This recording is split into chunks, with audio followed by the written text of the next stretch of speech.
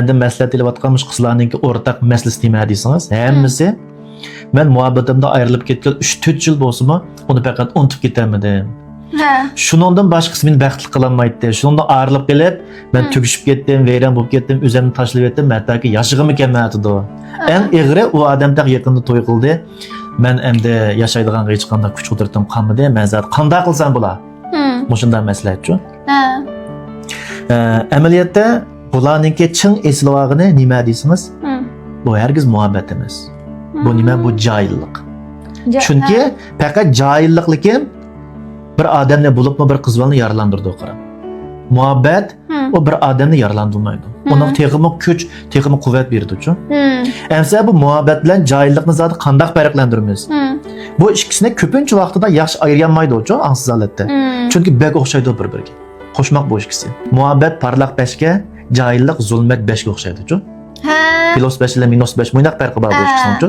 Shunga chiqamish muhabbat bilan bu jahillikniki tuvandiki 3 xil mayatlik farqi bo'lishi mumkin. Birinchidan, agar siz haqiqiy yaxshi ko'rgan bir odam bo'lsa, shu odamni eslagan vaqtingizda cho'qim qalbingizda ixtiyorsiz holda bir xo'shallik urib chiqadi. Ayrilib ketgan bo'lsinmi? Ayrilib ketgan bo'lsinmi?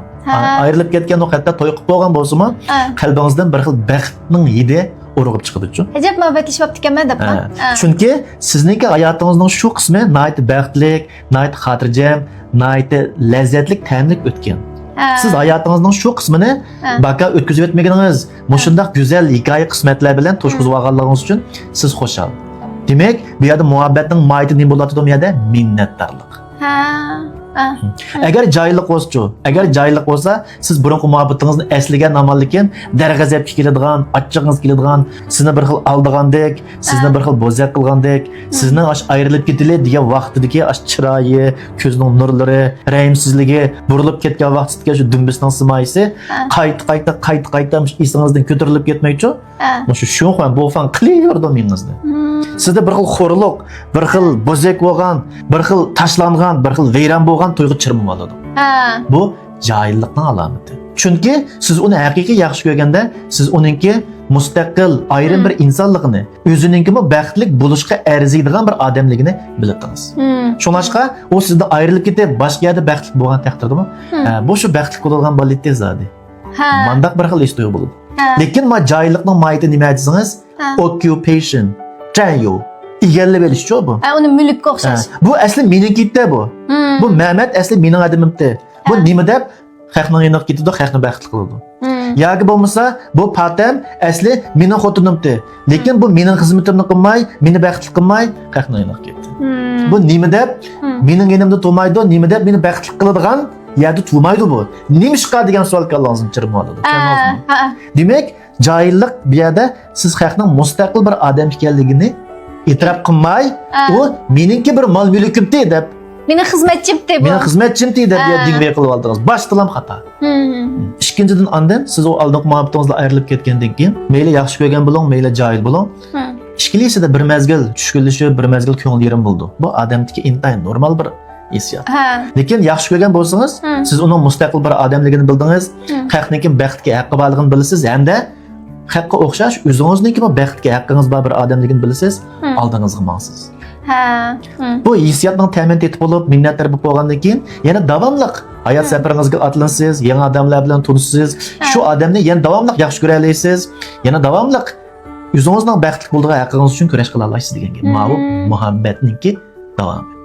Agar jahil bo'lsangiz-chi. Agar jahil bo'lsangiz, siz shu ayrilib ketgan o'tmishga petib kelib chiqa olmaysiz.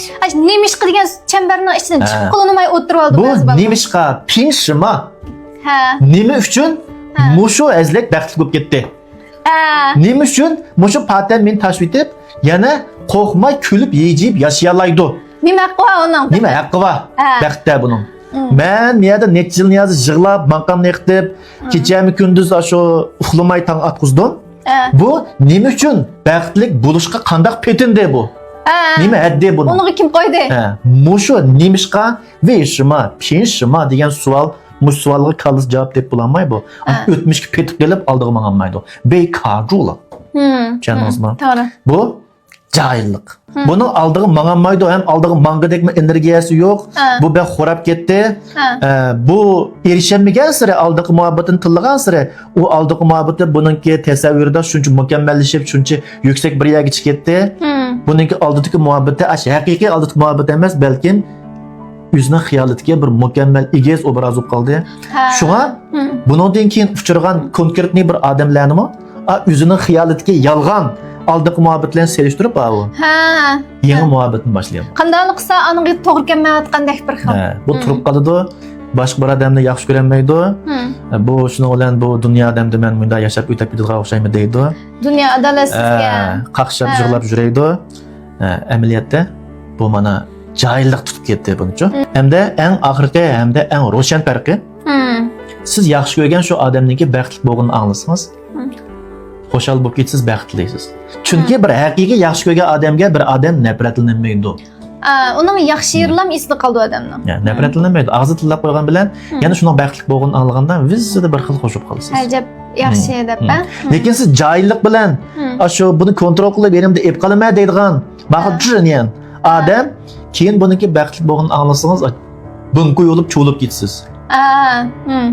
Herkes qabul qilolmaysiz uning baxtli bo'lishini. Bo'lsa u baxtsiz bo'lib, sazoyi bo'lib, rasvo bo'lib ketsa, ondan odingiz chiqdi. Bu mendan ayrilganning badalini to'lish kerak deb qaraysiz. Hamda sizningki necha vaqtni tatgan, yig'ilgan azoblaringizningki baka ketmagan bir xil ahamiyatlik his qilasiz. Haqma agar azoblangan bo'lsa. Chunki siz azoblaringizning manbasini kim deb o'ylaysiz? Biroq muhabbet. Mana bu jahillik bilan muhabbatniki tub farqi. Bu nima uchun ba'zi odamlarda shunday muhabbat urg'ib chiqadi, lekin ba'zi odamlar nima uchun jahillik shunday urg'ib chiqadi? Amaliyotda bu mana jahillik tutib ketdi buncha.